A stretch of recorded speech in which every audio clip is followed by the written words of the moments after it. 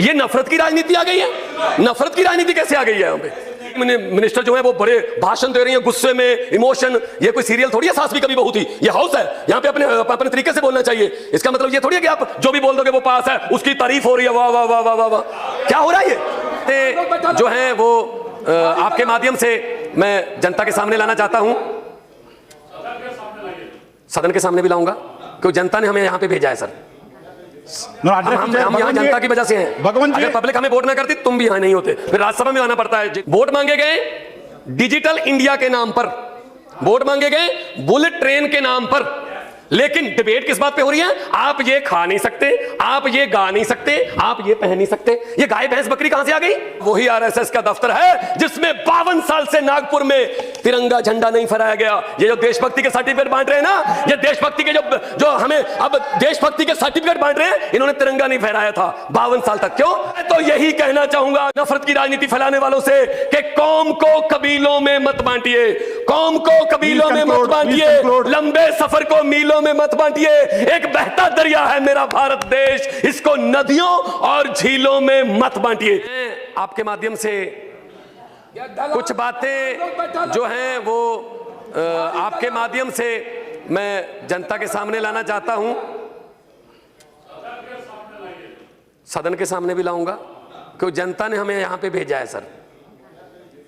हम यहाँ जनता की वजह से हैं। अगर पब्लिक हमें वोट ना करती तुम भी यहाँ नहीं होते, फिर राज्यसभा में आना पड़ता है जेटली जी साहब की तरह, जिनको जनता पसंद नहीं करती।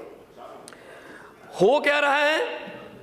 वोट मांगे गए डिजिटल इंडिया के नाम पर, वोट मांगे गए बुलेट ट्रेन के नाम पर, लेकिन डिबेट किस बात पे हो रही है? आप ये खा नहीं सकते, आप ये गा नहीं सकते, आप ये पहन नहीं सकते। ये गाय भैंस बकरी कहां से आ गई? एक तरफ तो डिजिटल इंडिया की बातें कर रहे हैं, दूसरी तरफ से हमें मेन्यू भी बीजेपी के ऑफिस से मिलेगा। क्या खाना है, गुलाम अली का गाना सुनना है या नहीं सुनना है? ये नफरत की राजनीति आ गई है। नफरत की राजनीति कैसे आ गई है यहाँ पे? किसानों के लिए क्या किया? 1,14,000 करोड़ उद्योगपतियों का माफ कर दिया गया कि ये उद्योगपति हैं, ये पैसे नहीं दे सकते। किसानों के लिए क्या किया? मैं पंजाब से आता हूं। पंजाब में एक छत के नीचे 3-3, 4-4 विधवाएं रहती हैं। 2 बेटे मर गए जी, बाप मर गया, सुसाइड कर लिया। क्यों? फसल बर्बाद हो गई थी, कर्जा था। कितना कर्जा था? 80,000 रुपए।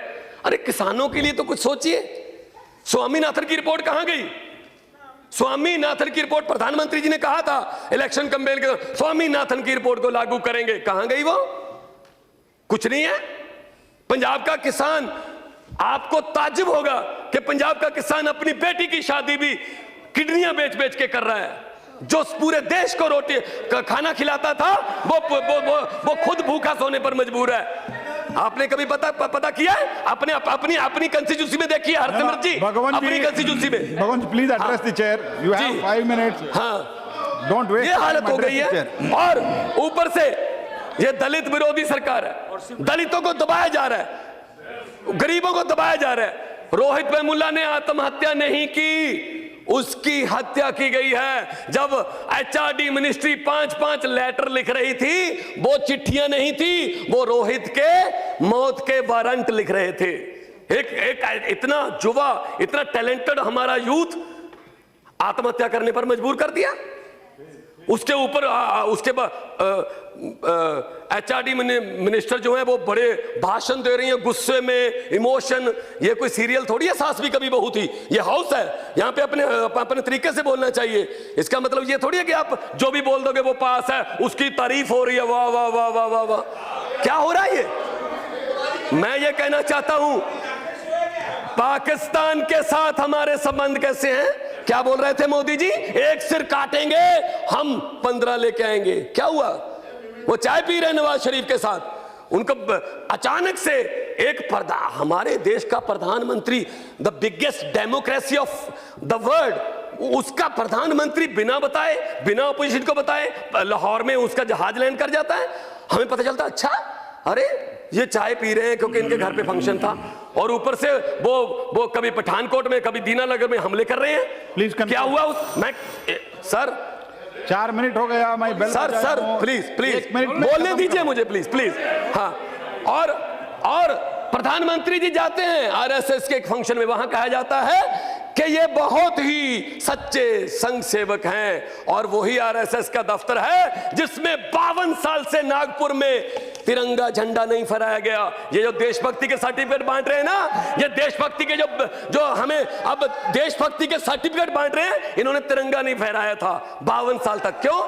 अफजल गुरु के बारे में बोला जा रहा है, अफजल गुरु के साथ हो या उसके विरोध में। मैं कहता हूं आम आदमी पार्टी अफजल गुरु का विरोध करती है, आप बताइए पीडीपी जो अफजल गुरु को शहीद कहती थी उसके साथ हो या उसके विरोध में हो? आप बताइए, अफजल गुरु के साथ हो या अफजल गुरु के विरोध में हो? बताइए। उनके साथ आप सरकारें बना रहे हो, उन्हीं के साथ आप सरकारें बना रहे हो। मैं ये कहना चाहता हूं, राजनीति में, डेमोक्रेसी में, लोकतंत्र में अध्यक्ष महोदय पहली बार हुआ है कि सीबीआई एक चुने हुए मुख्यमंत्री के दफ्तर पर रेड करती है, गोपनीय कैबिनेट के रजिस्टर भी ले जाती है। क्या मिला उससे?